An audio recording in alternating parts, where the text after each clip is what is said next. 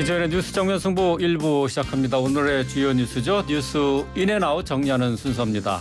오늘의 주요 뉴스 깔끔하게 정리해드립니다. 김영민 아나운서 나오셨습니다. 안녕하세요. 안녕하세요. 예, 오늘의 주요 뉴스의 의미, 배경까지 설명해드립니다. 이동우 기자 함께합니다. 안녕하세요. 네, 안녕하십니까. 네, 제가 오늘 오프닝을 하면서 북한의 무인기 도발 오늘도 있었다라고 했는데 조금 전에 속보가 들어왔네요.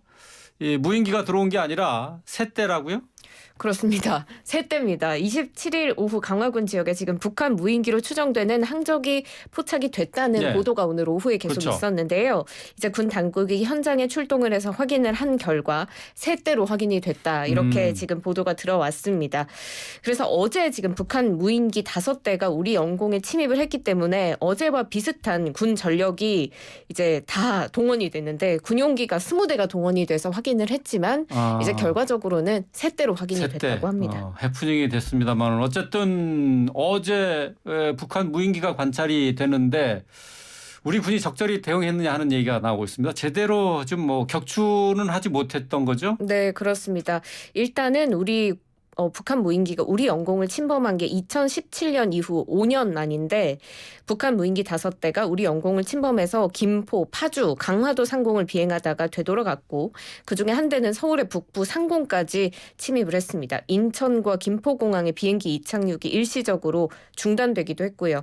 또 무인기들이 육안으로 식별할 수 있을 만큼 지상과 근접 비행을 한 걸로도 알려져 있습니다. 북한의 무인기가 우리 영공에 들어온 건 여러 차례 있었지만 서울의 영공까지 침범해서 비행해서 실시간으로 포착된 건 이번이 처음입니다. 일단은 북한이 이번에 어떤 의도로 우리 영공을 침범한 건지 먼저 뉴스인 부탁드립니다. 무엇보다도 북한이 한반도 긴장을 지속적으로 이어가겠다. 그런 의도로 이제 풀이가 되고요. 또 한편으로는 이제 북한이 취약한 정찰 자산을 강화하기 위한 의도도 담겼다. 이런 해석도 나옵니다. 우리 측 전문가들이 이제 최근에 북한의 위성 사진이 조악하다고 평가하지 않았습니까? 그래서 이제 지난 20일 김여장 노동당 부부장이 막말 담화를 이제 쏟아낸 바 있는데요. 이로부터 이제 일주일이 채 지나지 않아서 무인기 도발을 함으로써 이런 평가에 대한 그 반발성 시위가 아니냐 이런 관측도 나오고 있고요. 또 남측을 교란시키고 대응 능력이 어느 정도인지 그런 부분 한번 체크해 보겠다. 뭐 이런 의도도 있어 보이고요. 네. 또 아울러 이제 이쪽 남한 쪽 사람들 국민들의 어떤 불안감을 가중시켜서 그런 부분을 이제 고조시킴으로 해서 이 국민과 이 남한 정부 사이를 이간질시키려고 하는 그런 의도도 있었지 않았을까 이렇게 풀이하는 사람들도 있습니다. 군이 어제 이제 지금 말씀하신 것처럼 이제 5개의 그 무인기를 식별을 했습니다만 결국 격추시키지는 못했어요. 2017년 6월 9일에도 이제 북한의 무인기가 이제 강원도 이제 야산에서 발견된 바가 있는데요. 당시 이 무인기는 군사 분계선을 넘어온 곳은 물론이고 경북 성주의 사드 기지까지 내려가서 일대를 촬영하는 것으로 나타나게 됐으니까 네. 5년 만에 이제 다시 도발을 한 것인데 네. 사실은 그 사이에도 많이 있었겠죠. 그런데 그동안 탐지를 못했을 가능성이 있고 예전에도 이제 2017년뿐만 아니라 뭐 2014년에도 뭐 파주, 삼척, 백령도 등에서도 북한 무인기 잔해를 발견했거든요. 그러니까 예전에는 많이 왔었는데 탐지를 못한 것이고 이번에는 이제 탐지 능력이 우리가 이제 강화돼서 탐지는 했지만 격추 능력까지는 아직 갖추지 못한 네. 뭐 그런 상황이 아니었나 이렇게 풀이가 됩니다. 네. 결국 뭐 우리 측에서 대응 비행을 하고 격추하려고 했습니다만은 결국 이게 다 실패로 돌아가고 말았어요. 그렇습니다. 일단 무인기 5대가 왔는데 한 대는 군사분계선 통해서 이북 지역으로 복귀에 성공한 것으로 확인이 됐고 나머지 4대는 소실됐다 이렇게 전해지고 있습니다. 네. 우리 군이 북한 무인기 격추에는 실패했는데요. 이제 100여 발의 사격을 진행을 했지만 이게 격추를 시키지 못했고 군이 그 배경을 밝혔는데 민가와 도심지 등이 있는 상공이다 보니까 국민 피해를 고려해서 대응하다 보니 또 이런 지역에서는 사격하지 않았다. 이렇게 상황을 설명한 겁니다. 하지만 격추에 실패했기 때문에 군 대비태세에 구멍이 뚫렸다. 이런 지적을 피하기 어려워 보이는데요. 군의 격추 실패 어떻게 생각하세요? 좀 전 말씀하신 것처럼 이게 그 무인기가 한 2m 정도밖에 되지 않기 때문에 레이더에 잘 포착이 안 되는 측면도 있습니다. 네. 그런 것을 어쨌든 포착한 것도 전보다 많이 나아지긴 했지만 그걸 결국 격추하려고 노력을 했지만 격추에 실패했기 때문에 결국 그 대비태세에 구멍이 뚫린 것이 아니냐 이런 지적을 받을 수밖에 없는 그런 상황이라고 봅니다. 합동참모부에 따르면 이제 어제 오전 10시 25분부터 경기도 일대에서 북한 무인기로 추정되는 항적이 이제 포착이 되는데요. 우리 군에서 확인된 그 무인기는 총 5대로 4대는 강화도 일대에서 비행했고 1대는 경기도 파주 인근 민간인 거주 지역 상공을 지나서 서울 북부 상공까지 진입했다가 빠져나간 것으로 알려졌죠. 강화도 일대 이 무인기는 아무래도 이 우리 측을 교란시키기 위한 일종의 성동격서 작전이 아니었나 이렇게 풀이가 되고요. 네. 서울까지 침투한 그 무인기는 남한 상공을 3시간 정도나 휘젓고 북한으로 돌아갔고요. 나머지 4대는 그 한 5시간 정도 탐지해서 소실까지 작전을 진행했다고 이렇게 알려져 있어요. 네. 우리 군도 이제 공군 전투기와 공격 헬기 등을 투입해서 100여 발의 사격에 나섰지만 결국 격추에 실패를 했습니다.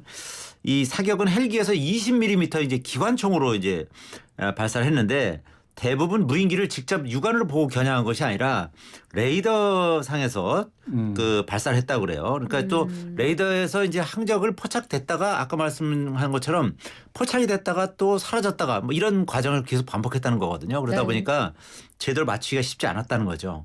근데 원래 그 이 무인기 같은 경우는 지상에서 발칸포라든지 이런 걸 격추시키기 위해서 30mm 그 이 대공포가 있거든요. 이거를 통해서 이제 발사하는 것이 기본 그 원칙입니다. 네. 그리고 이 그 발칸포 같은 경우는 사거리가 2km 그리고 30mm 이 대공포 같은 경우는 유효 사거리가 3km거든요. 그리고 발사했을 경우에 그 유효 사거리까지 다 가서 목표물을 맞추지 못하면은 자동으로 터지게 돼 있답니다. 네. 그러니까 민간인 피해를 방지하기 위해서. 네. 또 이런 시스템이 갖춰져 있기 때문에 이 대공포를 이용해서 격추시키는 그런 작전을 펼쳤어야 되는데 그 부분이 되질 않았어요. 물론 이제 군에서는 이게 민간인의 어떤 피해를 우려해서 이렇게 했다고 하지만 좀 전에 말씀드린 것처럼 그 대공포의 어떤 그런 시스템이 있기 때문에 그런 부분은 크게 걱정하지 않아도 되는 부분이 있었거든요. 그래서 네. 이런 부분이 좀 여러 가지로 좀 미흡하지 않았나. 그러니까 윤 대통령도 이와 관련해서 이제 훈련이 거의 없었다고 했기 때문에 이런 부분이 이제 훈련 부족으로 인해서 또 정확한 판단을 못하지 않은 것이 한 것이 아닌가. 이런 뭐 좀 의문도 나오고 있어요. 그래서 군에서도 이와 관련해서 실제로 이제 야전에서 제대로 이 대응을 했는지 이런 부분에 대해서 지금 조사를 하고 있는 그런 상황이거든요. 현재 이제 조사관을 투입해서 지금 하고 있고. 근데 어쨌든 이 남한 상공에 5시간이나 이제 이렇게 떠 있었는데 만약에 이 무인기에 폭탄이나 뭐 생화학 무기 같은 게 장착돼 있었다면 얼마나 큰 물적 피해가 있을 수 있겠습니까? 이제 그런 걸 생각하면 좀 아찔한 측면도 있는데요. 그렇기 때문에 이제 이 북한의 핵과 미사일뿐만 아니라 이 무인기에 대해서도 효과적으로 대응할 수 있는 태세를 이번 기회에 철저히 갖춰야 되지 않겠느냐 뭐 그런 얘기가 나오고 있습니다. 네, 이렇게 무인기들이 5시간여 동안이나 우리 상공을 비행했기 때문에 지금 비판 여론이 많이 나오고 있는데 또 오늘 여기에 대해서 오후 한 4시경에 우리 합동참모본부에 공식 브리핑 있었거든요. 브리핑 내용도 뉴스인 부탁드립니다. 일단 합동참모본부는 이제 국민들에게 사과를 했습니다. 어제 영공을 침범한 이제 북한 무인기를 격추하지 못한 데 대해서 대국민 사과를 하면서 무인기 대응 전력을 강화하겠다 이렇게 강조를 했어요. 강신철 작전본부장이 이제 오늘 브리핑했는데요. 어제 첫 무인기 5대가 대한민국 영공을 침범했고 우리 군은 이를 탐지 추적했지만 끝내 격추시키지 못했다는 점에 대해서 송구하게 생각한다 이렇게 밝혔고요. 이어서 우리에게 실질적 위협이 되는 적 공격용 무인기는 우리의 탐지 타격 자산으로 대응이 가능하지만 정찰용 소형 무인기는 3m급 이하의 작은 크기로 현재 우리 군의 탐지와 타격 능력으로는 제한되는 부분이 있었다 이렇게 설명을 했어요. 네. 그러면서 결과적으로 군의 대비 태세가 부족했던 점으로 인해서 국민 여러분께 많은 심려를 끼쳐드렸다 이렇게 말을 했고요. 강 본부장은 이에 우리 군은 적 무인기의 도발에 대비해서 각급 부대별 탐지 타격 자산 운영을 면밀하게 점검하고 탐지 자산은 초기부터 무인기를 탐지할 수 있도록 적극 운영하며 타격 자산을 공세적으로 투입하겠다 이렇게 다짐을 했어요. 그러니까 실제로 국회에서도 최근에 무인기 관련한 예산을 50% 삭감했다고 그래요. 네. 그래서 이제 윤석열 대통령도 야당과 협의해서 이 부분을 다시 원상 복구하겠다고 그랬는데 아마 야당 입장에서도 이렇게 북한이 무인기 도발을 하는 상황에서 네. 그 예산을 아마 복구 안 시키기는 대단히 어려울 것입니다. 여론의 압박 때문에 뭐 그런 상황이 있을 것으로 보이고요. 그렇기 때문에 어쨌든 이번 기회에 뭐 소 읽고 외양간을 고친다는 말도 있습니다만 소일거 외양간이라도 고치면 그래도 다행이죠. 그러니까 2017년에 우리가 분명히 2017년까지 그런 무인기 도발을 받았지만 지금까지 그와 관련해서 제대로 훈련도 안 했고 뭐 탐지 능력은 강화됐지만 그걸 격추하는 능력은 현저히 부족했고 뭐 그와 관련한 훈련도 거의 없었다는 것이 정부의 설명이기 때문에 이런 부분에 대한 대응 능력을 대폭 강화하고 또 관련 설비도 적극적으로 도입할 그런 필요가 있는 것 같아 보입니다. 네. 북한에서 날려보낸 무인기의 크기가 한 2m 남짓 된다고 하는데 이걸 잡겠다고 전투기가 나갔다는 거 이것도 좀 사실 대응 체계에 뭐 문제가 있는 것 아닌가라는 생각을 하게 되는데 그나마도 또 경공격기는 또 올라가자마자 또 추락했지 그렇죠. 않습니까? 예. 이중으로 망신을 당한 셈이죠. 예. 그동안 뭐 훈련이 없었다는 것을 여실히 보여주는 장면이 아닌가 싶은데 이 북한의 무인기 대응에 대해서 우리 여야의 반응 현격하게 또 엇갈리죠? 네, 그렇습니다. 우리 군의 대응을 두고 민주당 비판하고 있습니다. 이번 북한의 무인기 침투에 대한 우리 군의 대응이 명백한 작전 실패다라면서 우리 군은 무능한 모습만 보여줬고 또 정부의 설명과 대책은 책임 떠넘기기와 변명 일색이다 이렇게 비판을 했는데요. 반면에 여당인 국민의힘 정진석 비대위원장은 2017년 상황에 비하면 상황이 상당히 개선되고 호전된 것을 느낄 수 있었다라면서 정부와 군 당국의 대응을 옹호하기도 했습니다. 앞서 몇 차례 짚어주셨듯이 이제 윤 대통령은 지난 2017년부터 이런 훈련이 좀 전무했다라고 전 정권을 비판하기도 했는데요. 일단 결과를 떠나서 우리 측의 대응 매뉴얼이 제대로 작동했다고 보세요? 글쎄요. 제대로 적절하게 대응하지 못한 것으로 그렇게 보여지죠. 네. 아까도 말씀드렸지만 특히 이제 대공포를 활용을 해서 그 격추시키지 못한 부분은 여러 가지로 좀 아쉬움이 남고 있어요. 네. 실제로 이제 한 방송사에서는 북한 무인기와 그 뒤를 추격하는 이제 전투기의 모습을 지상에서 찍은 사진이 방영이 됐거든요. 그러니까 지상에서 얼마든지 발사를 할 수 있었다는 그런 일종의 정황 증거인 거죠. 아까 말씀드렸듯이 그게 유효 사거리가 이제 발칸포 같은 경우는 2km, 그다음에 30mm 대공포 같은 경우는 3km 정도이기 때문에 육안으로 보일 정도라면 아마 충분히 그 유효 사거리 안에 들어가 있을 겁니다. 그리고 아까 말씀드렸듯이 그 유효 사거리를 지나면 자동으로 그 탄환이 폭발되기 때문에 네. 민가의 피해도 상당 부분 방지할 수 있는 그런 시스템을 갖추고 있는 것이거든요. 그렇기 때문에 이런 부분에 있어서는 여러 가지로 우리 특히 지상부대에서 이걸 제대로 대응을 못한 것이 아니냐 네. 그런 의혹이 지금 나오고 있는 것이죠. 그러니까 이런 군이 이제 어떻게 이제 조사한 뒤에 이에 대해서 이제 어떻게 결과를 발표할지 이제 그 부분은 이제 지켜봐야겠지만 아까도 말씀드렸듯이 이 현장 지휘관들의 어떤 상황 판단 그리고 또 이런 관련 훈련을 거의 하지 않았기 때문에 이런 제대로 격추하지 못하는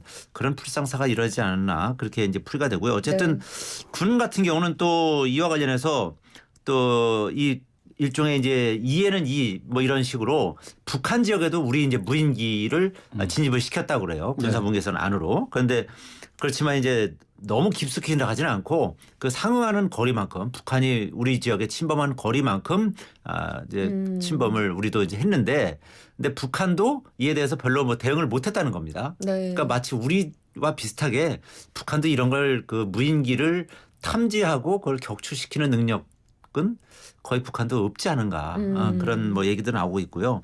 어쨌든 뭐 이번 사건을 계기로 해서 결과적으로 남북 모두 이제 9.19 군사 합의를 이제 깬 것이거든요. 네. 이제 군사 합의에 따라서 이제 설정된 이제 공중 완충 구역이 있는데 네. 그 지역을 이제 서로 다 이제 침범을 한 것이죠. 그렇기 때문에 이번 사건을 계기로 9.19 합의가 사실상 무력화된 것이 아니냐 뭐 이런 해석도 나오고 있는 상황입니다. 네. 이번에 남한으로 들여보낸 북한의 무인기가 서울 상공까지 들어온 것으로 이렇게 확인이 돼 있어요. 그래서 혹시 대통령실 그 부근까지 촬영한 것 아니냐 그런 얘기가 나오고 있는데 뒤에 확인이 됐나요? 일단은 군 당국은 아니다라고 얘기를 하고 네. 있는데요. 북한의 무인기가 김포 파주 사이 한강 중립수역으로 진입한 뒤에 남동쪽으로 직행해서 서울로 진입하고 서울 북부를 거쳐서 빠져나갔다 이렇게 공식적으로 밝혔는데 이 북부의 정확한 범위가 지금 밝혀지지 않으면서 네. 용산 근처를 비행하면서 대통령실 일대를 촬영한 게 아니냐 이런 가능성이 제기가 된 겁니다. 합참이 공식적으로 부인했습니다. 용산 상공을 비행한 적은 비행한 항적은 없다. 이렇게 밝혔는데 그런데 아까 말씀하신 것처럼 이 무인기가 레이더에서 사라지기도 하고 나타나기도 하고 이러면서 그 사라진 일부 구간에서 어떻게 이동했는지 확인이 안 되고 있어서 용산을 비행했을 가능성 여전히 제기되고 있기는 한데요. 대통령실을 촬영하러 온 걸까요? 글쎄요. 저는 뭐 대통령실 촬영 가능성도 배제할 수는 없다고 봅니다. 근데 어쨌든 아까 말씀드렸듯이 그 국방부와 합참은 뭐 이 부분에 대해서 이제 강력하게 부인하고 있어요. 네. 그러니까 왜냐하면 대통령실 주변에는 뭐 훨씬 그 첨단의 어떤 레이더라든지 그 방어 장치라든지 이런 부분을 갖추고 있기 때문에 아무리 작은 물체가 접근한다 하더라도 그런 부분은 탐지가 가능하다 이렇게 설명하면서 그렇기 때문에 이런 그 무인기가 용산 대통령실을 촬영한 것은 아닌 것으로 보고 있다 이렇게 얘기는 하고 있습니다. 그렇지만 아까 합동참모본부도 이제 그렇게 설명하고 있잖아요. 정찰용 소형 무인기 이 3m급 이하는 작은 크기 때문에 우리 군의 탐지 타격 능력으로는 제한되는 부분이 있다라고 분명히 실토를 하고 있거든요. 그 두 가지가 어떻게 보면 좀 상충되는 거죠. 그러네요. 그렇죠. 그렇기 때문에 그 가능성을 완전히 배제할 수 없고 그래서 이와 관련해서 이제 국방부와 이제 합참이 추가로 이제 조사를 하고 있는데 글쎄요 어떤 발표를 할 것인지 이런 부분은 이제 좀 더 이제 지켜봐야겠지만 저는 개인적으로는 그 가능성을 배제하지 않고 정밀하게 조사를 해봐야 된다. 저는 그렇게 생각합니다. 네. 네. 어쨌든 뭐 이번에 이제 북한의 무인기 도발로 해서 북한의 도발이 진짜 현실화되고 있다는 것을 국민들이 모두 피부로 느끼는 계기가 되지 않았을까 싶습니다. 무인기에 대해 도발에 대한 대응 다시 한번 좀 짚어봐야 되겠죠. 자, 다음 소식 이어가도록 하겠습니다. 올해를 마지막으로 종료되는 일몰 조항이 있는 법안들이 있습니다. 이게 지금 올해 일몰로 종료가 되느냐 아니면 연장되느냐 여야가 계속 신경전을 이어가고 있는데 지금 어떤 상황인가요? 네, 지금 일몰 법안이 3개가 있습니다. 안전운임제를 골자로 하는 화물자동차 운수사업법 개정안, 또 8시간 추가 연장 근로제가 쟁점이 되고 있는 근로기준법 개정안, 그리고 건강보험 국고재정 지원을 위한 국민건강보험법 이렇게 3개가 올해를 마지막으로 종료가 되는 일몰 법안들인데요. 여야가 일몰 법안의 연장 논의에 본격적으로 착수했지만 양당 입장 엇갈리고 있습니다. 안전운임제 관련해서 민주당은 3년 연장하자, 국민의힘은 의미 없다, 새로 법 만들어서 1, 2월 통과를 목표로 하자 하는 입장이고 추가 연장 근로제는 국민의힘에서는 연장하자, 민주당은 일몰제를 폐지하고 대안을 따로 마련하자 이런 입장입니다. 또 건강보험 국고지원제는 민주당은 일몰 규정을 폐지하고 계속 국고지원을 하자는 입장이고 국민의힘은 일몰 5년 연장을 주장하고 있습니다. 일단 내일 본회의가 예정이 돼 있는데요. 그 전까지 이 일몰 법안들에 대한 여야 합의가 이루어질지 뉴스인 해주세요. 뭐 간단히 말씀드리면 그 타결이 쉽지 않은 것으로 이렇게 보여집니다. 네. 실제로 이제 국민의힘 주호영 원내대표가 오늘 이와 관련해서 어떻게 보면 이제 상당히 이제 단호하게 얘기를 했어요. 이 30인 미만 그 사업장에 8시간 추가 근로를 적용할 수 있는 추가 연장 근로제와 관련해서는 민주당이 동의하고 있지 않기 때문에 올해 말 결국 그 일몰될 것으로 그렇게 보인다 이렇게 밝혔고요. 또 일몰법들에 관해서 양당 의견들이 거의 다 나와 있고 접점을 찾기는 상당히 어려운 상황이다. 네. 이렇게 이제 솔직하게 얘기를 했어요. 또 추가 연장 근로제를 담은 근로기준법 개정안은 정부 여당이 일몰 연장을 요구하고 있지만 민주당은 반대 입장을 지금 보이고 있어요. 민주당은 안전운임제를 담은 화물자동차 운수사업법 개정안에 일몰 연장을 요구하고 있지만 여기에는 정부 여당이 또 강력 반대하고 있는 그런 상황입니다. 네. 주호영 원내대표는 안전운임제는 이름부터 잘못된 것이고 기능도 잘못돼서 정부는 제도를 재구조조정할 생각이다 이렇게 밝히면서 내일 본회의에서 일몰 법안들이 거의 다 되지 않는 것으로 판단하고 있다 이렇게 말을 했습니다. 반면 민주당은 일괄 타결을 촉구는 하고 있는데요. 더불어민주당의 박홍근 원내대표는 합의에 입각해서 국민의힘이 안전운임제를 포함한 일몰 조항 법안들의 일괄 타결에 나서줄 것을 요청한다 이렇게 말을 했어요. 박 원내대표는 이번에야말로 윤허 정치에서 벗어나서 국회가 민생을 위해 힘을 모을 때다 이렇게 제안했는데요. 여기서 윤허라는 건 이제 대통령의 윤허를 이제 얘기하는 거겠죠. 그러니까 국민의힘이 이제 각종 현안 협상에서 윤석열 대통령과 대통령실만 바라본다 이렇게 비판하고 있는데 이런 연장선상에서 나온 것으로 풀이가 되는데요. 어쨌든 그 내일 이제 국회 본회의에서 일몰 법안들을 철회하기로 원래 여야가 합의했었지 않습니까? 근데 여야 입장차가 워낙 그 팽팽하다 보니까 내일 그 점차 일괄 협상을 통한 타결과 통과는 어두워지는 뭐 그런 상황이라고 볼 수 네. 있겠습니다. 지금 현재 상황으로는 일몰 법안들 다 일괄적으로 다 뭐 연장되지 않을 것으로 예상이 되고 있다라는 얘기인데 양국관리법도 있고 또 노란봉투법도 있지 않습니까? 쟁점 법안인데 뭐 이거는 어떻게 협상이 이어지고 있나요? 일단 여야가 팽팽하게 대치 중인 상황입니다. 양곡관리법 개정안은 쌀의 초과 생산량이 3% 이상이거나 쌀 가격이 5% 이상 떨어지면 정부가 의무적으로 매입하는 걸 골자로 하고 있고 민주당은 쌀값 안정을 위해서 법안이 필요하다라는 입장이지만 국민의힘은 오히려 이게 쌀 시장을 왜곡할 수 있다라고 맞서고 있고요. 노란봉투법 노조의 파업으로 발생한 손실에 대한 사측의 손해배상을 제한하는 내용을 담고 있는데 정의당이 지금 노동권 보장을 위해서 강력 입법을 촉구하고 있지만 국민의힘은 또 불법 파업 보장법이다 이렇게 반대하고 있습니다. 이 두 법안들도 연내 처리가 가능할까요? 연내 처리가 무망하다고 저는 보여집니다. 그러니까 우선 첫 번째 이 그 양곡관리법 이거 같은 경우는 전에도 제가 한번 말씀드렸지만 이건 대표적으로 모럴 해저드 그 농민들의 어떤 모럴 해저드라든지 또 어떤 쌀값을 인위적으로 이제 조정하는 뭐 그런 그 어떻게 보면 국민 혈세를 낭비하는 그런 법안이거든요. 그래서 이 적어도 국민의힘은 이 법안에 대해서 강력 반대하고 있고 정부도 역시 강력 반대하고 있는 상황입니다. 다만 이제 변수는 이제 농민들의 표심을 또 국민의힘도 또 고려를 하게 되기 때문에 이 부분에 대해서는 좀 고민을 하겠지만 정부가 워낙 강력하게 반대하고 있기 때문에 이 부분은 좀 쉽지 않을 것 같아 보이고요. 그리고 또 하나 노란봉투법. 네. 노란봉투법 같은 경우는 그 윤석열 대통령은 물론이고 현 집권 세력은 이러한 그 법에 대해서는 이 본인들의 어떤 집권 철학과 완전히 정반대되는 법안이기 때문에 절대로 받아들일 수 없다는 것이거든요. 그래서 네. 이 법안은 설사 이 야당이 다수의 어떤 힘을 이용해서 통과시킨다 하더라도 아마 윤석열 대통령은 반드시 아마 거부권을 행사할 가능성이 대단히 높다 이렇게 네. 보여집니다. 자, 내일 본회의를 앞두고 쟁점 법안들 살펴봤습니다. 일단 뭐 지금까지 상황은 처리하기가 쉽지 않다 하는 그런 평가가 되겠네요. 김영민 아나운서, 이동우 기자와 함께 오늘 주요 뉴스 살펴봤습니다. 고맙습니다. 고맙습니다. 감사합니다.